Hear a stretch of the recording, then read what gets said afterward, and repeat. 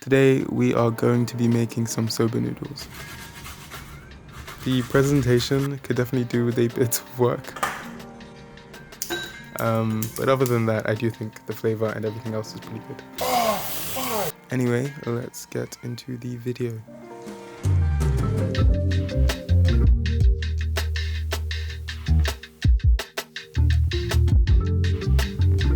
Soba noodle is a type of noodle made with buckwheat, which despite its name is not actually wheat. Although you will find in most supermarket brands, this has been mixed with wheat for gluten purposes and to make sure that the noodle can hold its structure when being cooked. Buckwheat gives soba noodle this earthy, distinct flavor and that dark brown color, and there's a few health benefits as well. What you'll find similar across all these recipes is that they fall into three components: the noodle, the sauce, the fillings / condiments.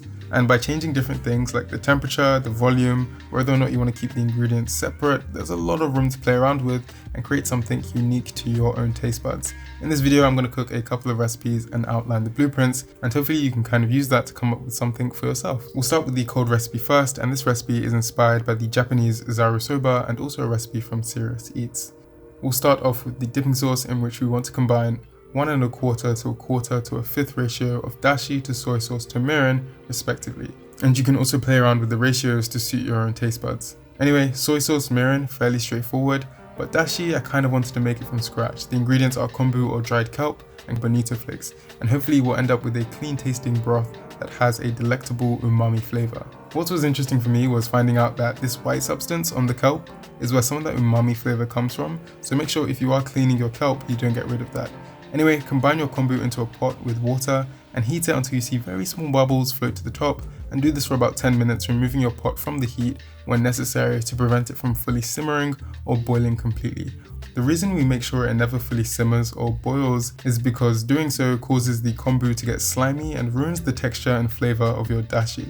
Also, most of the flavor extraction of the kombu happens at around 60 degrees Celsius, so there's really no need to go the extra mile. Anyway, after 10 minutes, remove your kombu, add the bonito flakes and give them a good steep for about 2 to 3 minutes. Line a strainer with some kitchen towels or a cheesecloth if you have it and pour the stock through. Dashi has now been acquired. Back to our dipping sauce. Into a pot goes the dashi, the soy sauce and the mirin, and then I also added mushroom, ginger and garlic. Bring that to a boil until the mushrooms are cooked, and make sure we're keeping an eye on it because, yeah. Anyway, chill that in the fridge and your dipping sauce has now been acquired. Anyway, onto the condiments / fillings. I've chopped up some spring onions and grated a daikon radish, which I've squeezed to get the water out.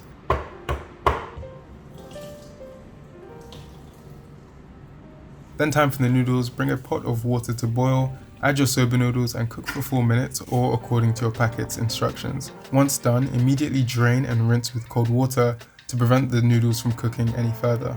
Kind of rub the noodles under the cold water. This is basically to remove any starch, and you can kind of know when this happens when the water is clear. And the reason we do this is to prevent our noodles from clumping together. Plate as desired, slurp and enjoy. In this case, the 3 ingredients have all been kept separate, namely the sauce, the condiments / fillings and the noodle.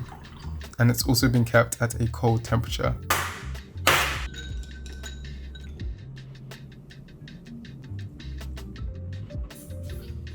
Now on the other spectrum of things, it's time for the hot variant. And again, this recipe is kind of a riff off of the Japanese kamo nanban soba. And again, same components, we're just changing the volume, the temperature, and a few other stuff, and you'll see we end up with something completely different. Grab some chicken and season however you want. I marinated mine with the dipping sauce we just made, to which I've also added miso, sesame oil, and some chili powder. I added oil into a pan and then fry the chicken on medium heat until they get a bit of color on them. And then into that same pan, fry the mushrooms and some spring onions, specifically the white part, reserving the green part later on for a garnish. Do this until the chicken is cooked and then take it off the heat. Then to make our broth, into a pot we're going to go in with the dashi, the soy sauce, the mirin. I've also chucked in some ginger and garlic, black pepper and sugar.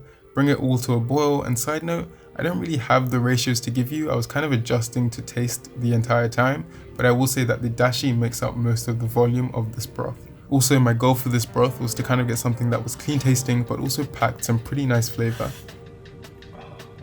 Again, noodles prepared the same way: boil, stir, rinse, and then you can put your noodles into the base of the bowl, add your fillings. In this case, I added chicken, mushroom, onions, And then garnish with whatever you want. I went with spring onions and some seaweed. Pour your broth on top and then add some daikon radish. And side note, the top part of a daikon radish is actually sweeter than the lower half. So here I've gone for the top half. Anyway, I drizzle some sesame oil on top, and now you have warm, comforting soba and a hot broth that is delicious. In this variation, we've played with the ratios of the sauce, increased the temperature, and combined everything together. Anyway, slurp and enjoy. Words cannot express how excited I am to eat this. There's also a stir-fry variant which I want to make, but I wanted to do it in a separate video since I wanted to do it with a certain foodless dish, so stay tuned for that, I guess. And that's pretty much it. Hopefully you are able to follow some of these fundamentals and come up with a dish that suits your own taste buds. Play around with maybe how the noodles are cooked, what you add into the sauce, when you add the sauce, and play around with different fillings. Anyway, thank you so much for watching this video. If you have watched up this far, I really do appreciate it, and I'll see you in the next video. Peace.